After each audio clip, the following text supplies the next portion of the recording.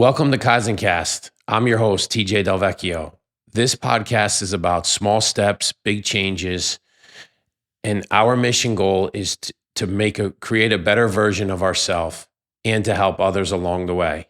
In Kaizen Kast and the actual design of it, my son Tommy designed it all and came up with it. Kaizen actually means continuous growth and improvement each and every day.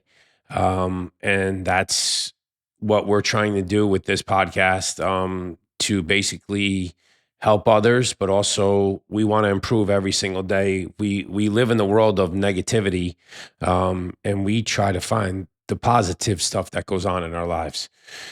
So with that being said, this leads into basically my life. As a child, I lived probably one of the best lives ever.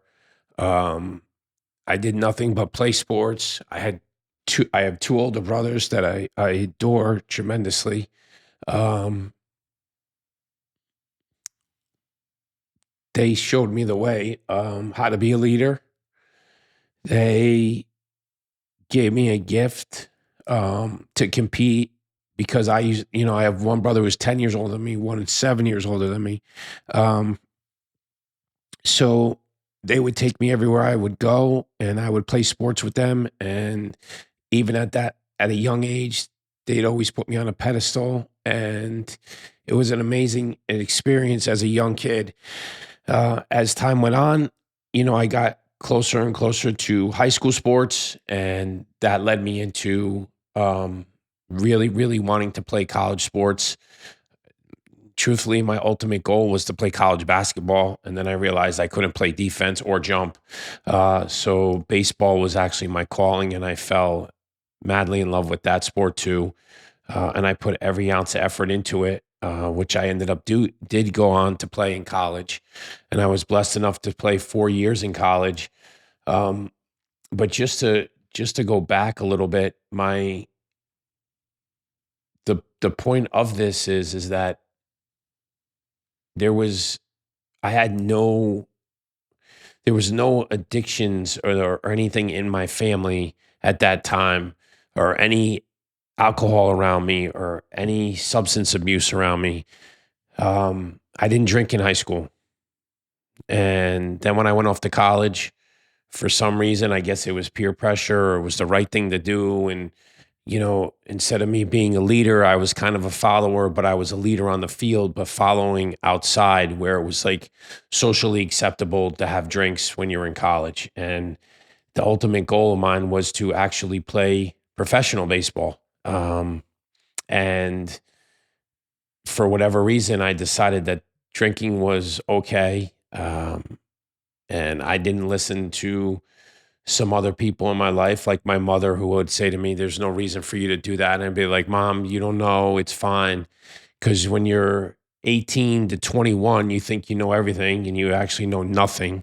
Think about that for a second.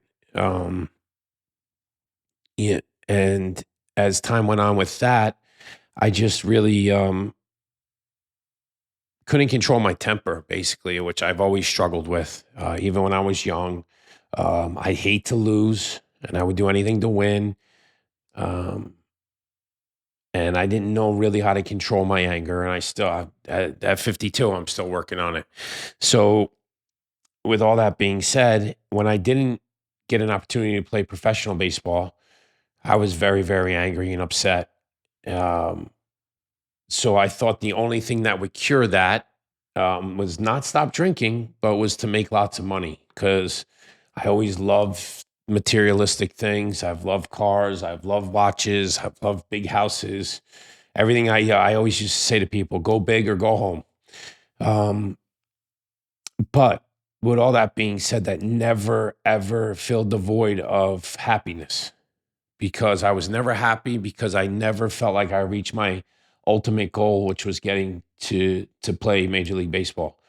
And I know that's every kid's dream, and I just felt like it was at my fingertips, and I didn't maximize the mental part of it for me. Never mind the physical part. I felt like I was physically capable of doing it, but the mental part of it, I definitely was not. And that's one of the reasons why I didn't make it. And I guess I leaned on alcohol, which then turned into let me lean on pain pills, opioids, as time went on, because I wasn't getting, I guess, that masking feeling of,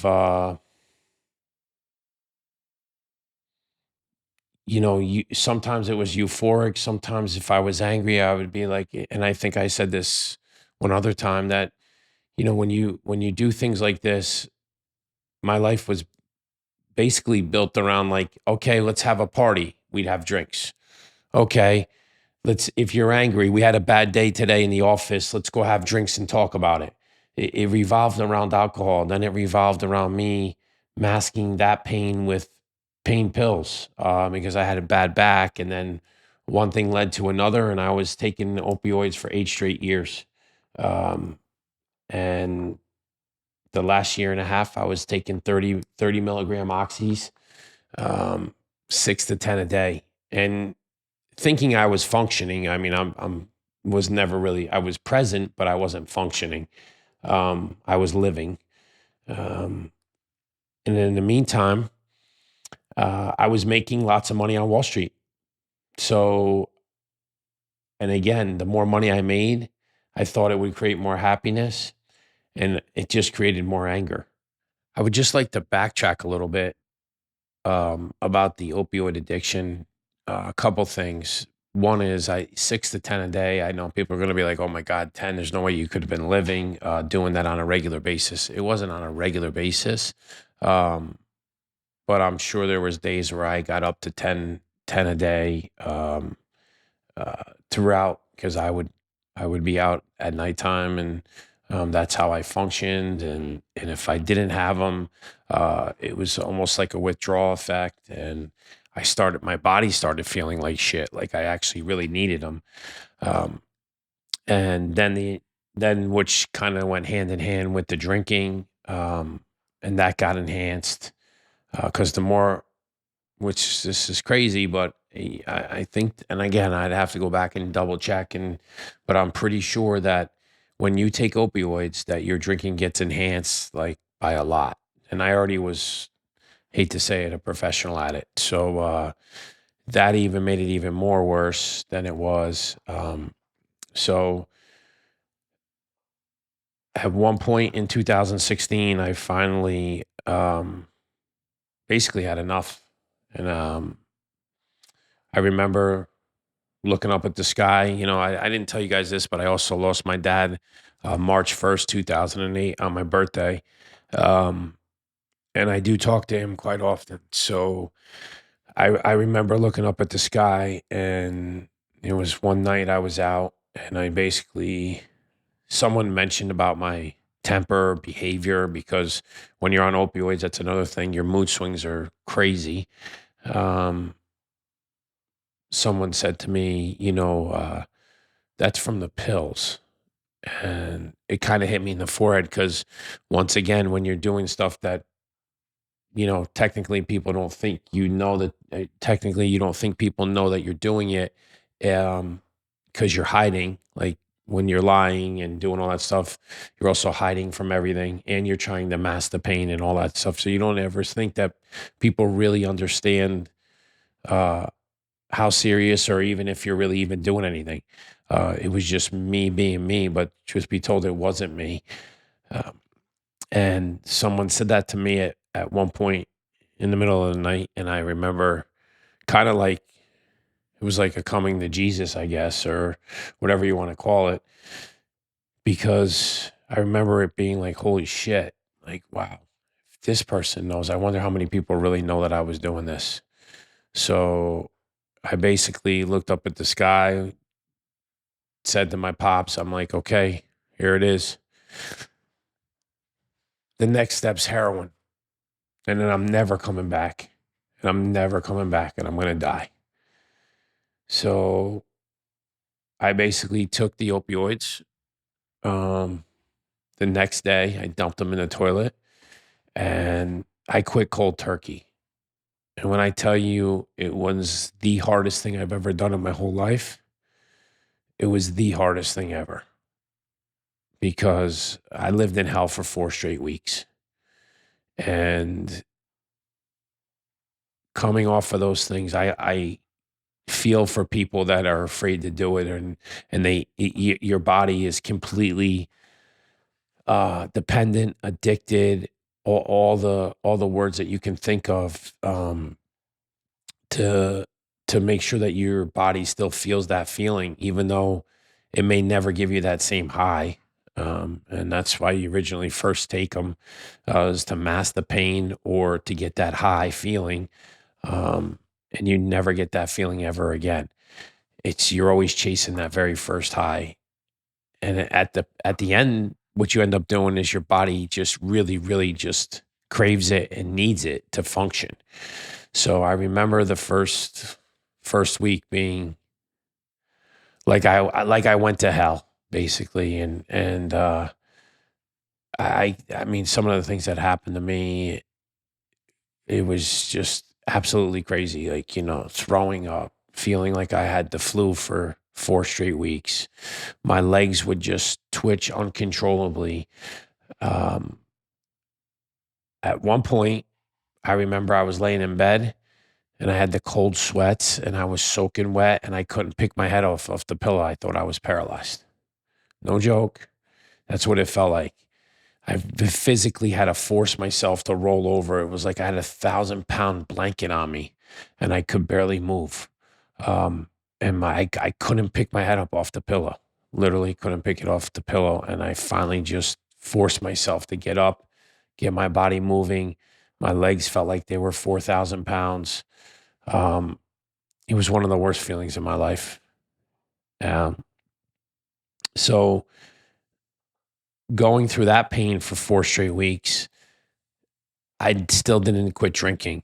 I think I don't think my body could have taken that shock of doing this all by myself and quit drinking. So that happened in 16 when I quit the opioids, and then in 2020, um, again, this time I actually didn't do what most people did in 2020. That's when COVID hit. Everybody's drinking enhanced by 4,000 because everybody was off. It was one big party for basically 2 years because nobody was working and everybody was working from home, and it was just a crazy time in life. Um, and that's when I actually quit drinking. That's when I moved to Florida and realized that getting in the best shape of my life, finding happiness, living in a place with like-minded people is something that really, really changed my life. Um, I finally found the comfort in being able to talk to someone that actually understood me, not just thinking I was a crazy lunatic, uh, to actually take a minute and digest all the information that I gave. And there was a lot of shitty information that came through me, and actually took it with a grain of salt. That's my wife. I I thank her every day because she saved my life. Truthfully, I tell her that every single day because nobody understood what I was going through except for her, and she wasn't part of it. She didn't live it. Even, the crazy thing is, even though we grew up together, she never. She thought I was the happiest kid in high school. Um, didn't realize I had a lot of pressure. A lot of it was I put on myself. But with that being said, we got reconnected, 30 years later, and she truly helped save my life. I mean, it was a lot of hard work physically and mentally, but she got me in the best shape of my life. I got a new hip put in. Um, and here we are today. In April of 24, it's a new me. And I really look forward to wanting to help people, um, because I lost that path. When I was a young kid, I just remember I always felt great, like when I was able to help somebody. And as I got older, I lost it because I was so angry with and being so selfish, I guess. Because I've always been a generous person. I think a lot of people that do know me would understand that, and I've helped a lot of people along the way, but I was still a selfish person for being angry, a selfish person um, for not understanding why I didn't get drafted, and it took me a long time to grow up and understand all that. And no matter how much money I had or didn't have, it still ate me up inside. And I guess the only way to fix that was to mask it with alcohol and drugs. Like and we're in a world today, guys, we're and gals that we it's okay to smoke weed. It's okay to um take a little something to take the edge off. It's okay to go to happy hour and have 2 drinks or 3 drinks or 4 drinks or 10 drinks. I never had 1 drink in my life. Um, so that kind of stuff to me, um, when our world becomes socially acceptable to do that kind of thing, it just it bothers me. So I just felt like that I needed to talk about this because I think I really shouldn't even be here, to be honest. I mean, I know there's a few times in my life where I know I was in situations where if they shook out a different way, I definitely wouldn't have been here. Or if I was drinking and driving, or if I had one more pill, who knows what the hell would happen? Or if I got a pill that had fentanyl in it, then that kind of stuff. Thank God. I mean, and thank my father, I guess, for keeping me alive.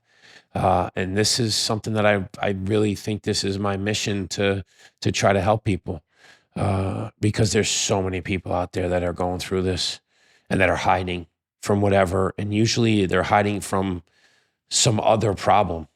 They don't understand. They can't get to the root cause of the problem because once you start clouding your mind up with alcohol and pills or weed, or it's really really hard to keep your head on straight and have a clear mind about things. Now, I'm not saying that people can't function, and God bless them, that can do that and still function in life. I know a lot of people that do smoke weed and take weed gummies at nighttime to sleep, and that's all they use it for. It's just not. I can't. That my addictive, competitive personality doesn't allow me just to do one of anything. Like I went from when I got done playing independent league baseball in 1997. Yeah, 97 or 1997. I remember turning to my pops and saying to him that I'm done fucking training. I'm gonna eat and drink and make lots of money. And that was with an angry voice because I was angry because I didn't get drafted. So I went to play in the independent league, and playing in the independent league didn't do anything for me except make me more angry. And I got worse and worse. And I did do that. I did 1, 2, and 3 great because anything I put my mind to, I can do. So I got up to almost 300 pounds. And at some point, I'll show you guys a picture of what I looked like. It's just amazing. I'm amazed. I'm still amazed that I'm alive because I literally tipped the scales at 290 something. I don't know. I saw 29 and I closed my eyes and jumped off the scale. So it could have been a 290 or it could have been a 299 handle, but I'm pretty sure I was closer to 299 than I was 290 because I was a fat motherfucker. Probably shouldn't have cursed, but you'll fix it. Yeah. Um, and then I went on a crazy diet, and then I lost about 50 or 60 pounds. And then when I got down here to Florida, we hired a dietitian, and I learned the proper ways of eating and sleeping, in which I never slept. I used to work off for 3, 4 hours of sleep. Now I get 8 or 9 hours. Well, I shouldn't say 9. I don't ever get 9, but I get 7, 8 hours of sleep. I feel great. Um, I eat high protein and and I lost just about 100 pounds, and then I put on about 15 to 18 pounds of muscle, and I've never been in better shape in my life. So I'm truly blessed that I'm here. I'm truly blessed that I'm going to do this podcast and help others. I'm looking forward to it. I'm looking forward to a long journey because I was on a road to death at a very young age. And I think about it and it's pretty scary. Pretty scary. Sometimes I don't really fear anything. I truly don't fear anything. But when I think about how self-destructive I was and what I was doing with my life versus what I'm trying to do now, um, it's night and day. It's night and day. And I really do want to help others.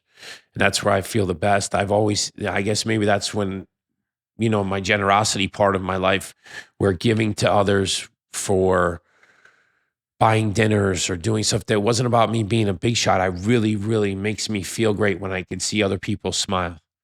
And I think this is a way for me to help people smile because I really think I can do this and help others. I've been waiting 18 months to do this. And I've spoken to, I don't know, hundreds of people. And I told my story to these people and they were like, you have to do this podcast. You have to. You have to help others. And if I could touch one person, then I did what I was supposed to do with this podcast, because it means that much to me. So I look forward to moving forward, small steps, big changes, and really, really helping others. God bless.